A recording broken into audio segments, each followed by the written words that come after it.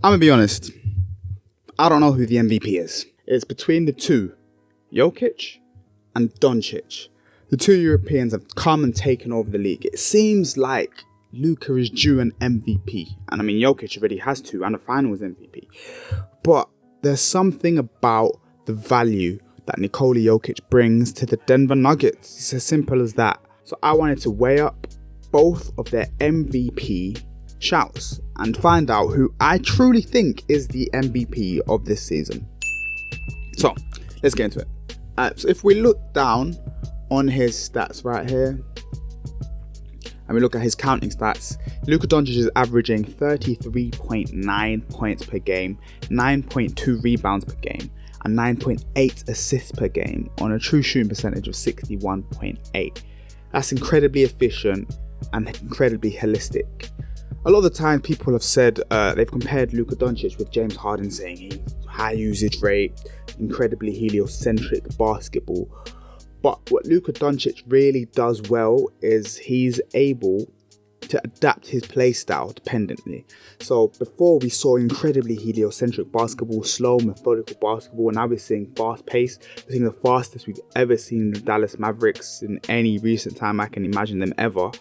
You know, they had a slow player previously in Dirk Nowitzki.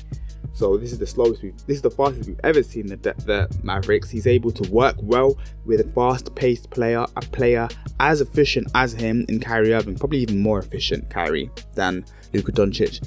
And he's able to get his own, he's able to get the rebounds, get his players involved. He has a great two-man game with Derek Lively, has a great two-man game with Daniel Gafford and PJ Washington as well. They've given him talented bigs. Maxi Kleber is still there performing. Dante Exum is still there. He's given him a cohesive team, and it actually looks like this is an incredibly well-constructed team. I mean, we can't talk about how good this team is until the postseason. The Houston Rockets looked fantastic, but when they hit the postseason, it was always difficult for them. But James Harden was still an MVP. James Harden was still the best player in the league. Well, Steph and LeBron, but he was still in that conversation, best player in the league. Luka Doncic should be and is well-deservedly an MVP candidate. Just looking at some of his recent games, and bear in mind, his past month, he's averaged like 32, 10 and 10. That's the worst month this season he's had, just saying. So in past couple of games, he's got a 29, 13 and 12. He's got a 28, 11 and 10, 26, 9 and 9, 47, 12 and 12 on 60% shooting. I remember I watched this game here. I did watch this game. It's 47-pointer. And I don't think he scored in the fourth quarter. But man, that guy he's a maniac.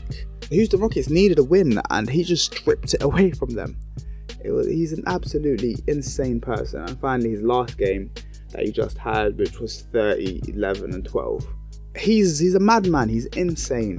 And you can't deny him his right. I mean, I think the Dallas Mavericks are like the 5th seed right now.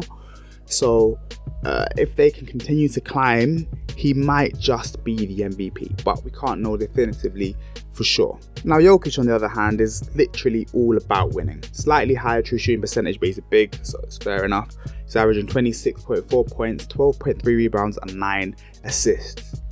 In his last 5 games, he's averaged 30, 13 and 9. Obviously, Jamal Murray hasn't played, so he's had to take on a bit more of the scoring burden. So he's averaged a pretty decent amount. I mean, he's lost 2 of them, but he hasn't had Jamal Murray. Hasn't had. And I remember in that one game against Minnesota, Aaron Gordon didn't play well. You need your secondary star to play well, especially against a team that's competing with you for the 1 seed. But Nikola Jokic is just all about winning basketball. The counting stats might not jump out to you constantly, but he is a man that will always do everything that it needs, everything that it takes to win. And we saw that last season. And I think, independent of my opinion on who the MVP is, I think they're going to give it to Nikola Jokic, because Nikola Jokic has just come off of an MVP season, and he's like, he didn't get MVP in that season, so the voters are going to want to rectify their mistake. NBA, give me a vote. I mean, I think I'm a pretty reputable source, personally. But yeah, sure.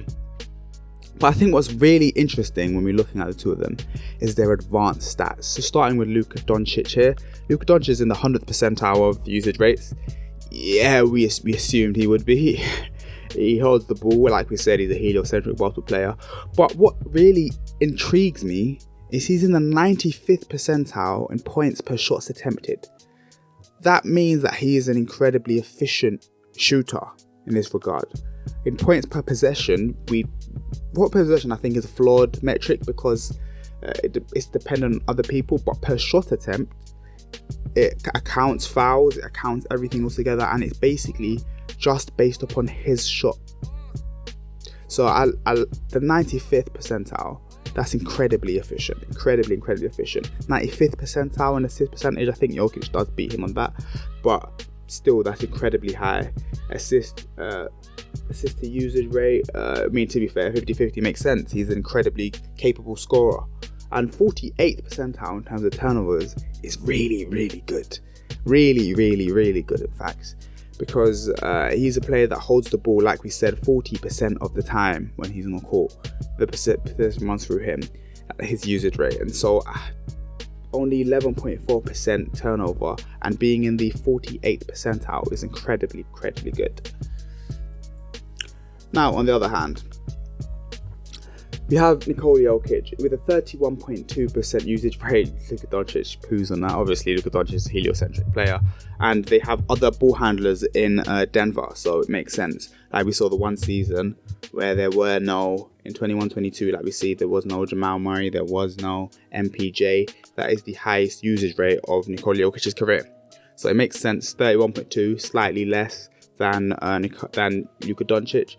Points per shot attempt, you'd expect it to be maybe a little bit higher, but that's fair enough. Like we said here, total points scored per 100 shot attempts, because he's not necessarily the greatest scorer in the world, but 77% is okay. Last season he was incredibly efficient, a lot more than he is this season, so that makes sense why it's decreased a little bit, and he's taken less of the scoring load. So I'm assuming he's not focused on scoring this much, trying to get more Jamal Murray, more Michael Porter Jr. in their rhythm of things. 100% out in assist percentage. We already knew what this was. He is the best passer in basketball right now. Maybe LeBron James comes close. But other than that, Tyrese Halliburton maybe as well. Tyrese Halliburton past couple months has been a bit inconsistent. But Nikola Jokic is the best passer in the world. There's nobody that can make a read as quick as him. You can't blitz him because he will make that read 100% of the time. 100% of the time. On the other hand, a player like Luka Doncic, you can't blitz him because if you blitz him, he'll make the read. And if you don't blitz him, he will score that bucket. So it's pretty difficult. I mean, even Nikola Jokic is a great scorer in terms of one-on-one scorer inside the paint. So, softest touch in basketball. We won't care about assist to usage rate, doesn't really tell us much. And a really pretty low, especially for a ball handler, with 31.2% usage rate with 11.8%. Does beat Luka Doncic in that, being the 66th percentile. But obviously this award is called MVP, Most Valuable Player. So I think what stats will really help is the on-off stats. So we could see that Nikola Jokic is in the 100th percentile in terms of his on-off differential. So the team scores a lot more points. They're more efficient when he's on the court. You can clearly see offensively he is the greatest hub in the NBA. We can see that the points per possession increase. We can see that the effective field goal percentage increases by a substantial amount, and the turnover rate decreases by a fairly substantial amount as well. Defensively, he isn't fantastic. Obviously, we don't care about the free throw rate as much. Like, we can see effective field goal percentage does increase by a little bit when he's on the court. But, I mean, he's not a bad defender by any stretch of imagination. Now, if you're talking about bad defenders, I'm joking. But he isn't the greatest defender either. As we can see, a bit better in terms of advanced stats. No, he isn't. You can see higher. He's significantly worse than Nikola Jokic in terms of defense, but offensively he's still up there. He's still performing. He's still doing his thing. And they've had a bit of inconsistency this season so far, the Dallas Mavericks. with Kyrie being out significant amount of time, coming back, and Luka's out, and it's been a bit inconsistent. But now they've got a decent run on them. We've seen play after play after play of both of them playing fantastic basketball. And so it's genuinely an argument on the best two-man game in the NBA between Luka and Kyrie and Nikola Jokic and Jamal Murray. So I'm not going to leave this video without giving you an opinion. Not only going to talk through the stats and bore you to death, but I think that the MVP this season, I want to give it to Nikola Jokic because I value winning, and the Denver Nuggets are a better team. But I can't deny what Luka Doncic has done this season so far. I think Nikola Jokic is the best player on planet Earth. I genuinely think he is the best player we've seen in the past 15 years in terms of drafting. But I can't deny Luka Doncic his award this season. I mean, Jokic, you already have 2 MVPs, you've already got a Finals MVP, you can go get another one. These don't matter. And I think Jokic will push far in the playoffs. I think the Denver Nuggets are a great team, and I think they're probably going to come out of the West, to be honest. Love you, Dallas. But yeah, I think the Denver Nuggets are coming out of the West. So I'm going to give this MVP to Luka Doncic, though, because I think Luka Doncic has done more by himself. I think his counting stats, you can't scoff at them at all. I think he's played a great basketball. I think he's adapted his game. I think he's incredibly valuable to his team. And I think it's incredibly difficult for his team to win without him. And I think it's just, you can't ignore the amount of value he's provided to his team. You know, I think Jokic might elevate his team substantially, but Jokic's team without him are still contending for a playoff spot. I don't think Luka Doncic's team are. And Luka Doncic might not have the elevation to the extent of Nikola Jokic, as we saw with the advanced stats. But without him, it's a rough ride in Dallas, especially with the injuries we've had to Kyrie this season as well. And he's made his players look so much better. Daniel Gafford, I told people he would be unlocked. And we've seen him unlocked since he's got to Dallas. So my MVP right now, I mean, there's a couple games left of the season, but right now I'd give it to Luka Doncic by a smidgen. I would love it if Nikola Jokic gets it though. Everyone knows Nikola Jokic is one of my favourite players ever.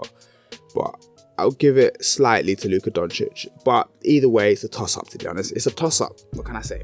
But anyways, like, comment, subscribe. I'll see you, man, in a bit.